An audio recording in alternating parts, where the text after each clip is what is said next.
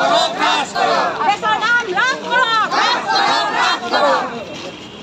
ৰন্ধন গেছৰ মূল্য হ্ৰাস কৰক। গেছৰ মূল্য হ্ৰাস কৰক। মোদী চৰকাৰ হুঁচিয়াৰ। মোদী চৰকাৰ হুঁচিয়াৰ। অত্যাৱশ্যকীয় সামগ্ৰী মূল্য বৃদ্ধি বন্ধ কৰক। অত্যাৱশ্যকীয় সামগ্ৰী মূল্য বৃদ্ধি ৰোধ কৰক। পাকঘৰত জুই জ্বলিব দিয়ক।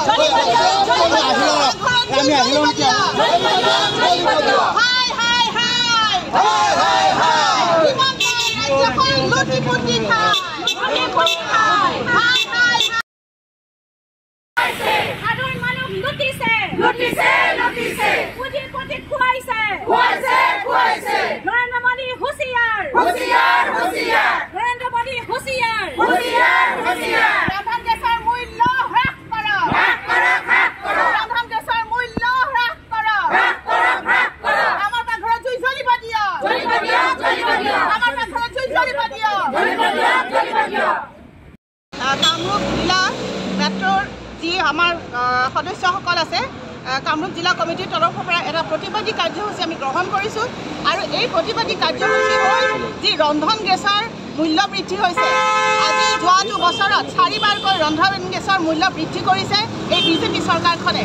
আৰু লগতে এইবাৰ আৰু অত্যাধিক ধৰণে কমাৰ্চিয়েল গেছত তেওঁলোকে 350 টকাকৈ আৰু আমাৰ যি ঘৰুৱা ডমেষ্টিক যিটো আমাৰ গেছ আছে তাত 50 টকাকৈ তেওঁলোকে মূল্য বৃদ্ধি কৰিছে।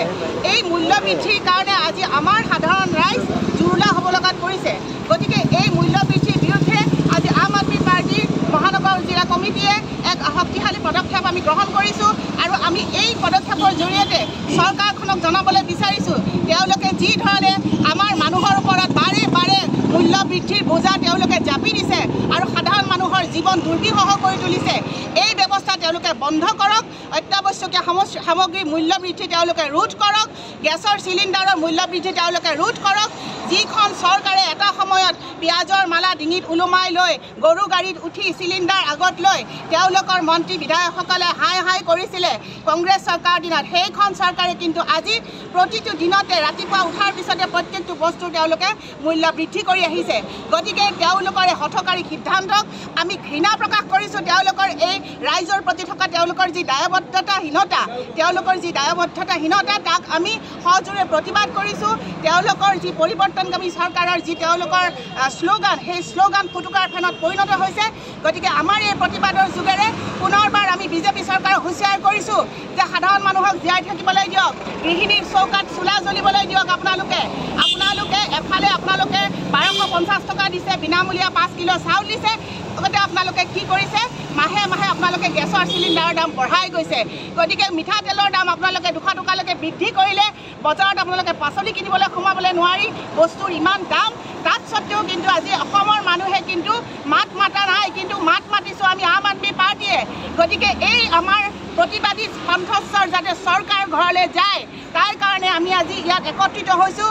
আৰু চৰকাৰক আমি জনাইছোঁ যে চৰকাৰ মহোদয়, আপোনালোকৰ মুখা পিন্ধা চৰিত্ৰ আপোনালোকে বাদ দিয়ক, আপোনালোকে জনসাধাৰণক শান্তিত থাকিবলৈ দিয়ক, মূল্য বৃদ্ধিক ৰোধ কৰক। স্মৃতি ইৰাণী जी कहाँ है आप? अभी आप जो